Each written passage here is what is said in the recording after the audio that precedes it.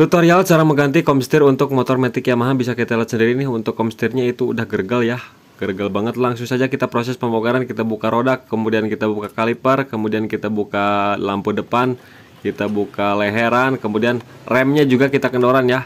Rem yang di belakang itu setelahnya kita kendoran, kita lepas. Untuk karetnya kita kendorkan untuk mur komstirnya. Nah seperti ini. Setelah kendor baru kita buka ya teman-teman, kita lepas. Nah seperti ini. Nah baru kita lepas.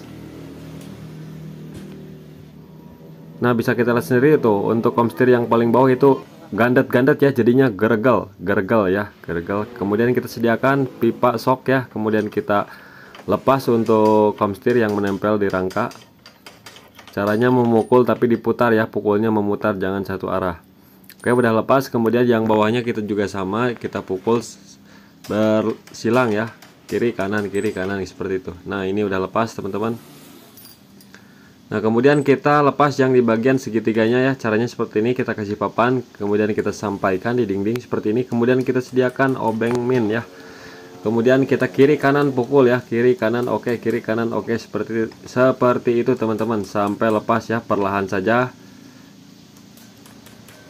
Nah seperti itu sampai benar-benar lepas. Ini untuk motor matic Yamaha ya. Komstir untuk motor matic Yamaha itu sama, kecuali NMAX itu berbeda. NMAX berbeda untuk diameternya. Kemudian kita pasang komstir baru, kemudian kita gunakan komstir bekas untuk mendorongnya ya. Kita sediakan pipa ya, kemudian kita pukul sampai rapat seperti ini. Nah sampai rapat, udah selesai. Kemudian tinggal kita lepas lagi menggunakan obeng min. Ini untuk komstir Mio M3 itu sama dengan motor matic Yamaha golongan 125 sama 110-an ya.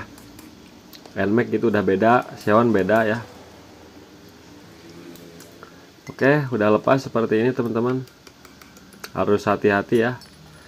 Oke setelah itu kita bersihkan dulu menggunakan lap, kemudian kita kasih pelumas gemuk ya, grease. Kita kasih grease secukupnya. Kita pasang ball bearingnya, kemudian kita kasih grease lagi yang rata ya, secara merata supaya lebih awet. Oke ini udah banyak. Kita proses pemasangan yang ke bagian rangka. Kita gunakan komstir yang bekasnya juga untuk memukul bagian atas ya. Kita luruskan dulu, kita masukkan. Nah setelah lurus seperti ini, kemudian kita proses pemasangan yang bagian bawah, langsung kita proses penrekeran ya. Kita gunakan tracker ataupun bisa dipukul perlahan juga bisa ya teman-teman. Itu tergantung teman-teman ataupun mekanik lainnya. Sini saya menggunakan tracker. Nah setelah lurus, setelah pas, baru kita proses pengencangan ya, supaya lebih rapat dan presisi seperti itu kalau menggunakan tracker. Tapi proses teknik, proses penrekeran juga harus tepat. Kalau miring itu nggak bakalan benar, harus lurus. Nah, setelah itu kita kencangkan ya, kencangkan. Setelah kencang, udah keras banget.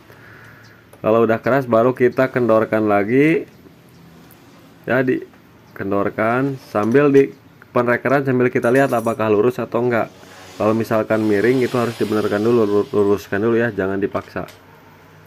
Oke, ini udah oke teman-teman. Ini udah lurus dan udah rapat dengan sempurna ya. Nanti bisa kita lihat sendiri untuk hasilnya.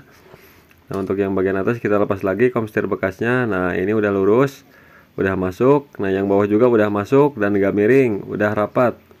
Oke tinggal kita proses pemasangan ya, pemasangan ulang. Kita kasih gemuk, gemuknya kita kasih.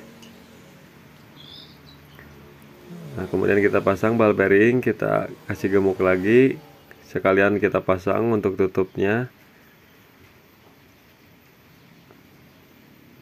Udah oke ya, tinggal kita proses pemasangan yang bagian bawah juga. Nah kemudian kita pasangkan ya teman-teman. Posisi selang harus tepat ya, posisi selangnya harus benar. Kita masukkan, kemudian kita masukkan penutup, ini penutup grease, kemudian kita masukkan murnya. dan langsung kita proses pengencangan ya teman-teman. Jadi kita harus buka lampu depan ya, roda, kaliper, kemudian di belakang remnya, setelan rem kita lepas kabelnya ya, supaya lebih mudah saat pembongkaran untuk kepalanya. Oke, kemudian kita proses pengencangan, sekalian langsung kita setel. Kita kencangkan dulu ya sampai agak seret, jangan langsung disetel, kita kencangin aja sambil digoyang-goyang, sambil dirasain. Nah kalau dirasa udah kencang, kemudian si segitiganya itu seret, baru kita proses penyetelan ya, kita kembalikan, kita kendorin sampai benar-benar enak, sambil kita kencengin yang atasnya ya, mur penguncinya kita kencengin, jadi berlawanan, yang atas dikencengin, yang bawah kendorin gitu ya.